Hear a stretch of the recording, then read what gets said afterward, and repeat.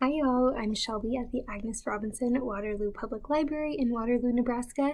Welcome back to another edition of our Teen Book Talks, where I am going to recommend 5 young adult and junior fiction titles that you may not have heard of yet, in hopes that you will find something new to read to spice up your reading life. Let's go ahead and get started. Remember, just because these books are housed in our young adult section of the library does not mean that not young adults aren't allowed to read them. Anyone can read these books.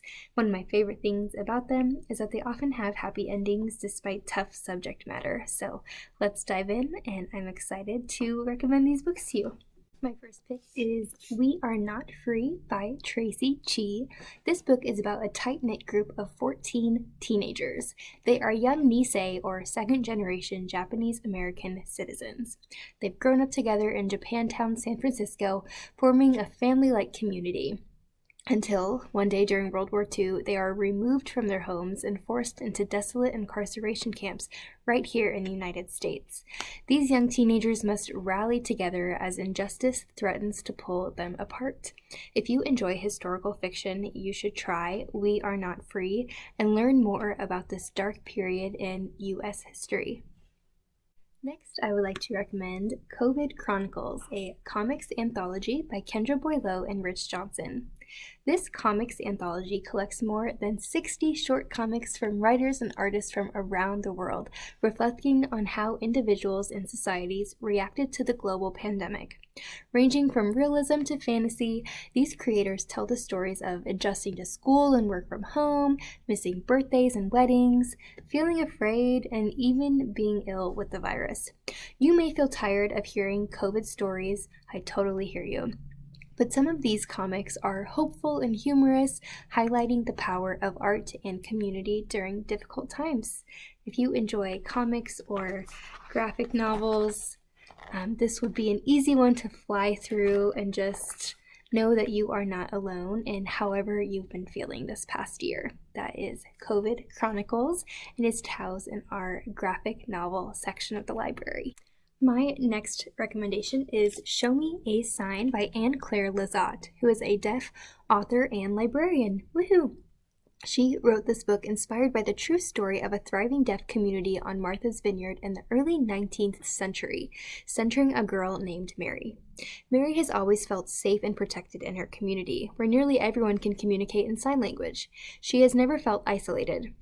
That is, until her brother passes away and a maniacal young scientist has arrived, hoping to conduct cruel experiments to discover the community's origin of deafness. Yikes. Additionally, the English settlers in the area are in a land dispute with the local Wampanoag tribe, who called Martha's Vineyard home long before they were colonized. So, as you can see, there's a lot of conflict going on here.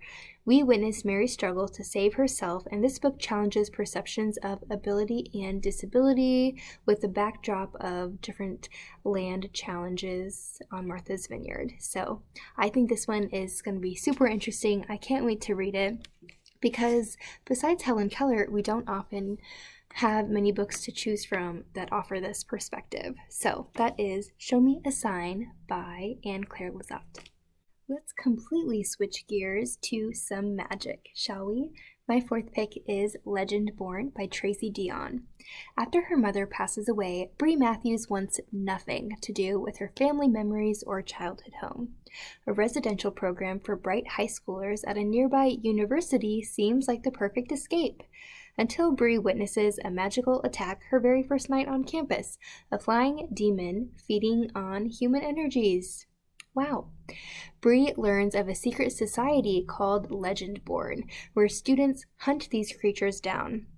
A series of events unlocks her own unique magic, and she begins to wonder if there was more to her mother's death than she knew.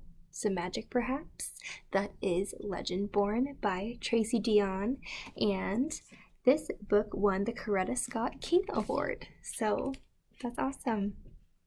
Recommended by many librarians across the country. Okay, my last pick combines a lot of things we've talked about so far today. If you enjoy reading alternative histories, monarchies, historical fiction, and magic, Muse by Brittany Cavallaro is for you. In 1893, at the Chicago World's Fair, a war is brewing in the first American kingdom.